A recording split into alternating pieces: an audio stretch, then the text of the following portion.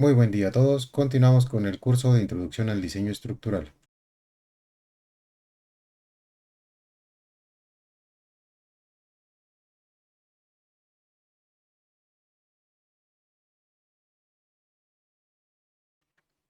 En este video veremos las especificaciones de los muros de mampostería confinada y el detallado del refuerzo.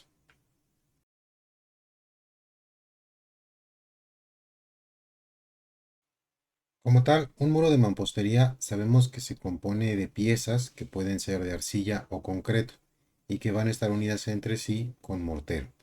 La diferencia con la mampostería confinada es que esta última incluye elementos de concreto reforzado que van a rodear el muro y se conocen como dalas y castillos, tal como se ven en la imagen. Los castillos son elementos verticales y las dalas horizontales. Por su parte, los castillos pueden ser ocultos o visibles y en la norma los denominan como internos o externos. Los internos son aquellos que se construyen colando una celda de las piezas que consideramos como huecas y los castillos externos son los más comunes que se cuelan interrumpiendo el muro y empleando cimbra. Los castillos físicamente pueden colarse en cualquier momento, pero se requiere por norma que sean colados una vez tengamos construido el muro. Para que un muro a los ojos de la norma se clasifique como de mampostería confinada, hace falta que se cumplan ciertos requisitos. No solo basta con tener dalas y castillos. Los requisitos a cumplir son simples y el primero tiene que ver precisamente con todo lo relativo a dalas y castillos. Lo primero es sobre la ubicación y separación de estos elementos.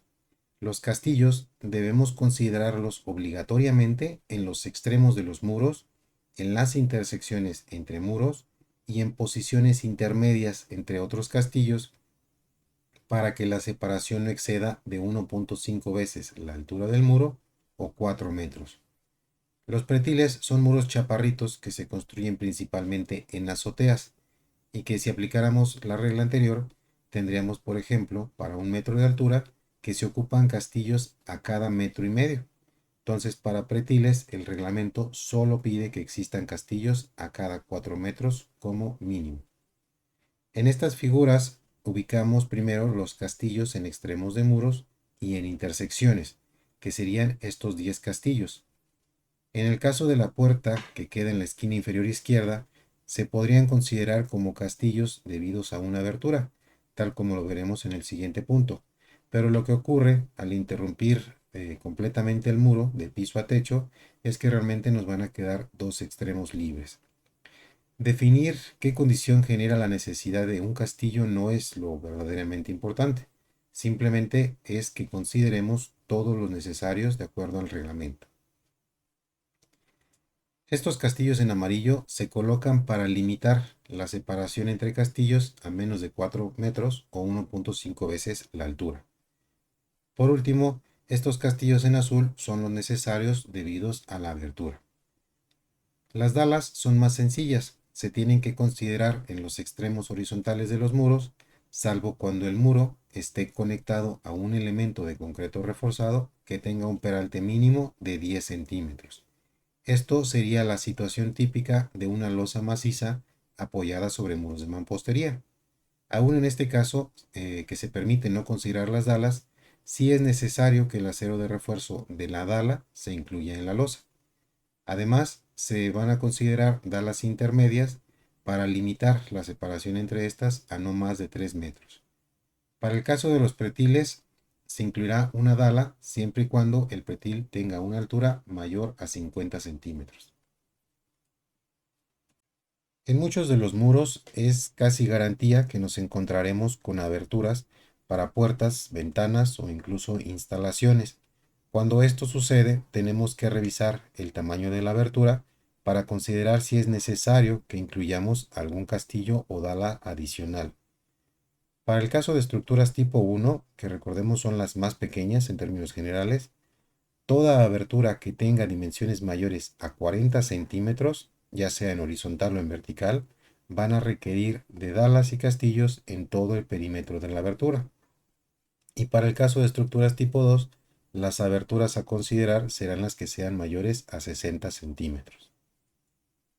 En cuanto a las dimensiones de la sección transversal, tanto para dalas como castillos, tenemos que la dimensión mínima en ambas direcciones es el espesor de la mampostería del muro, es decir, el espesor de la pieza. Y en el caso de los castillos, su dimensión paralela al muro mínimo tiene que ser de 15 centímetros o lo dicho del espesor de la pieza. El espesor del muro en ningún caso puede ser menor a 10 centímetros en estructuras tipo 1 o 12 centímetros en las tipo 2. Y como restricción adicional, se tiene que cumplir que la relación entre altura libre del muro y su espesor sea siempre menor a 25. El concreto con el que se van a construir estos elementos, dalas y castillos, deberá tener cuando menos una resistencia a la compresión simple de 150 kilos por centímetro cuadrado. Como ya lo mencionamos, estos elementos son de concreto reforzado. El refuerzo o armado ya sabemos que se da al incluir varillas de acero al interior de un elemento de concreto.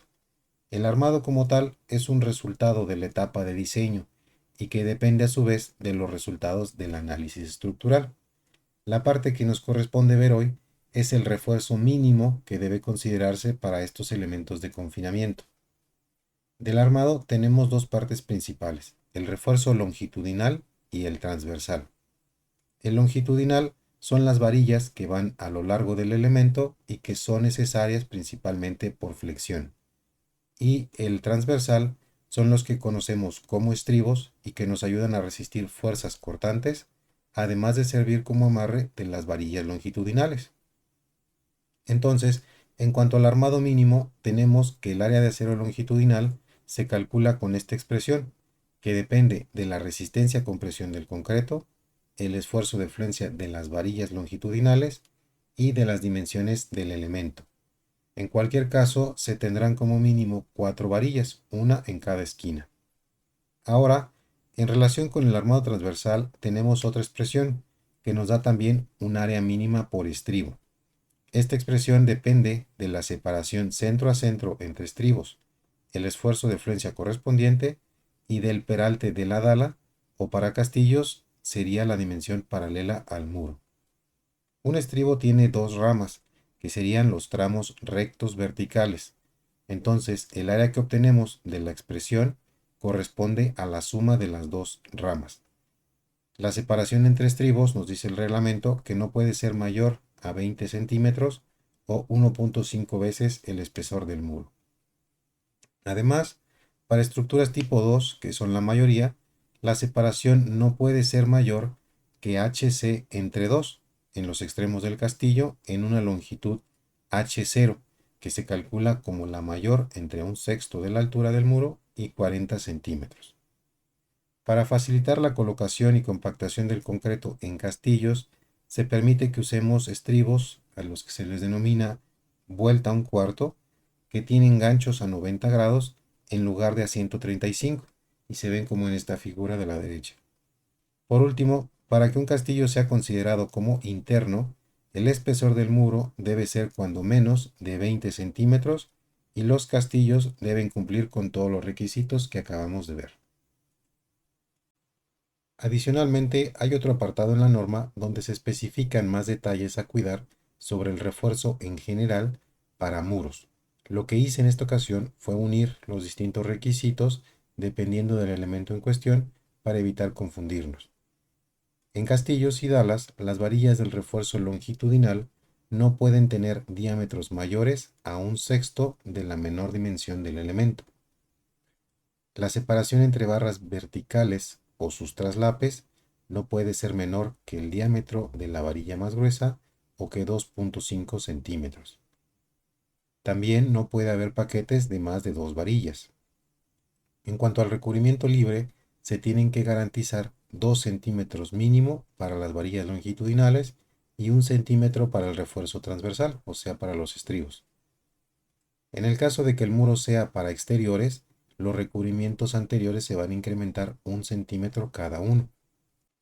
Si el concreto se mejorara cuando menos a 200 kilos por centímetro cuadrado, podríamos dejar los mínimos iniciales de 2 y 1 centímetros. Si utilizamos un concreto de 150 para un muro exterior y este está recubierto con una capa de mortero de cuando menos 1.5 centímetros, siendo hecho en obra, o 0.5 centímetros predosificado, podemos también hacer uso del recubrimiento de 2 y 1 centímetros respectivamente. Para los casos de celdas rellenas, tenemos que el diámetro de la barra más gruesa no puede exceder la cuarta parte de la menor dimensión libre de la celda. La separación entre barras verticales, igual que para castillos, no puede ser menor que el diámetro de la varilla más gruesa o que 2.5 centímetros. El espesor del concreto o mortero de relleno, medido desde la pared interior de una celda de una pieza hasta la varilla más cercana, no puede ser menor que 6 milímetros. En esta tabla nos muestran el diámetro en octavos de pulgada y la cantidad de varillas que podemos alojar en una misma celda, dependiendo el espesor del muro y el tipo de pieza, si es de arcilla o de concreto. En cuanto al recubrimiento de las varillas, se presenta el caso donde el muro puede estar en contacto directo con el terreno. Aquí el recubrimiento libre será de 3.5 centímetros para varillas del número 5 o menores y un recubrimiento de 5 centímetros para varillas más gruesas. Regularmente necesitaremos hacer dobleces a las varillas con el fin de anclarlas adecuadamente o de formar piezas específicas como estribos o grapas. Para esto, la norma nos indica en un primer punto que las barras rectas a tensión pueden terminar en un doblez a 90 o 180 grados. Para el de 90 grados, el tramo recto que continúa después del doblez no puede ser menor en longitud a 12 veces el diámetro de la varilla. Y para el doblez a 180 grados, el tramo no puede ser menor a 4 veces el diámetro de la varilla. Los estribos deben estar hechos de un solo tramo de varilla y estar rematados en esquina con dobleces a 135 grados. Después del doblez, el tramo recto medirá cuando menos 6 veces el diámetro de la varilla o 3.5 centímetros. Otros estribos permitidos son los que vimos hace un minuto y que tienen por nombre vuelta a un cuarto, donde los dobleces son a 90 grados, generando un traslape en los lados paralelos.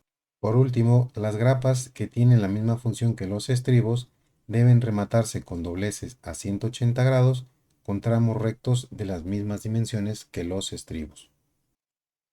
Para terminar, tenemos lo referente al traslape de barras, que sucede cuando un tramo físicamente se termina y se debe continuar con una pieza diferente de varilla. En ningún caso se van a aceptar uniones de barras soldadas y en lo que se refiere a dalas, no se va a permitir traslapar más del 50% en una misma sección o punto. Para castillos se debe seguir lo que se indica para las normas de concreto, además de que en el primer nivel de mampostería se permite traslapar únicamente en el tercio medio de la altura y en esa zona los estribos deberán estar separados cuando más el 50% de la dimensión del castillo paralela al muro. Y cuando se requiera traslapar más del 50% del acero, la longitud del traslape se incrementará 20 veces el diámetro de la varilla. Para aquellos muros con celdas rellenas reforzadas, la longitud de traslape no será menor que el resultado de esta expresión, donde beta 1 depende del diámetro de la barra y beta 2 del recubrimiento de mortero, donde en bloques de concreto se tomará como el recubrimiento más la mitad del espesor de la pared de la pieza, y en ningún caso se tomaría menor a 5 veces el diámetro de la barra. Los traslapes se pueden realizar tanto en el tercio inferior como medio, salvo en el primer nivel, que será exclusivamente en el tercio medio. En el caso de que se traslapen dos barras, su longitud de traslape se aumentará 20 veces el diámetro de la varilla. Con esta información terminamos la parte de los requisitos y continuaríamos en el siguiente video con la parte del análisis.